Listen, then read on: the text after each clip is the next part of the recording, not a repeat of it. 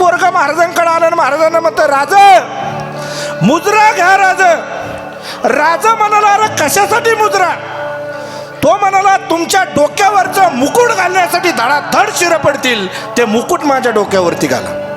तुमच्या कमरेला असणारी भवानी तलवार माझ्या कमरेला लावण्याचं सौभाग्य द्या.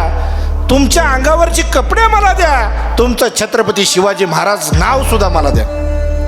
राजे म्हणाले, अरे वेड्या, मुकुट मिळेल, तलवार मिळेल, माझे कपडे देखील मिळतील, शेला देखील मिळेल, पण हे सर्व तुला घालून जिथं जायचंय ना, तिथून परत कधीच यायचं नाही रे शिवा, तिथून परत कधीच यायचं नाही.